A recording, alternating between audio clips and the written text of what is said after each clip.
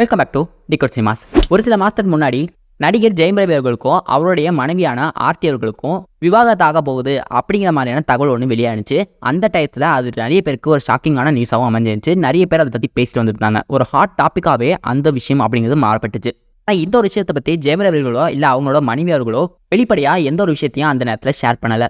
ஜெயமரவிகளோட மனைவியான ஆர்த்தி அவர்கள் மட்டும் இதெல்லாம் உண்மை கிடையாது அப்படிங்கிற சொல்கிற மாதிரி அவங்களோட இன்ஸ்டாகிராமில் ஸ்டோரியில் ஆட் பண்ணியிருந்தாங்க. ஸோ அதுக்கப்புறம் கொஞ்ச நாள் கழிச்சு ஆர்த்தி அவர்கள் அவங்களோட இன்ஸ்டாகிராம் பேஜ்லேருந்து ஜெயம் ரவி அவங்களோட பசங்களோட எடுத்துக்கிட்ட ஃபோட்டோஸ் எல்லாத்தையுமே ரிமூவ் பண்ணிட்டாங்க. இதனால இவங்க ரெண்டு பேரும் விவாகரத்து ஆக போகிறாங்க அப்படிங்கிறது கன்ஃபார்ம் ஆயிடுச்சு அப்படிங்கிற மாதிரி நிறைய பேர் பேசிட்டு வந்துருந்தாங்க. ஆனால் எதுவுமே அப்போதைக்கு கன்ஃபார்ம் ஆகலை. ஸோ கொஞ்ச நாள் கழிச்சு அது யாருமே பேசாமையும் விட்டுட்டாங்க. ஆனால் இப்போ அதிகபட்சமே பேச ஆரம்பிச்சிருக்காங்க. இதுக்கு காரணம் என்ன அப்படின்னு பார்த்தா நடிகர் ஜெயம் ரவி அவர்களே அவரோட விவாகரத்தை உறுதிப்படுத்துற விதமாக ஒரு அறிக்கையை ஒன்று வெளியிட்டிருக்காரு. அதில் நிறைய விஷயங்களை அவர் ஷேர் பண்ணியிருக்காரு. அதில் முக்கியமாக சொல்ல போனால் எல்லாருக்கும் நேர்மையாகவும் எல்லாருக்கும் வெளிப்படையாக இருக்கிறதுக்கு நான் விரும்புகிறேன். எங்களுக்கும் எங்களை சுற்றி இருக்கிறவங்களுக்கும் நலனுக்காக நானும் என் மனைவி ஆர்த்தியும் திருமண வாழ்க்கையிலிருந்து விலகுகிறோம் அப்படிங்கிற விஷயத்த அவர் ஷேர் பண்ணியிருக்காரு. இந்த ஒரு முடிவை நாங்கள் ரெண்டு பேரும் ரொம்ப சாதாரணமாக எடுக்கலை.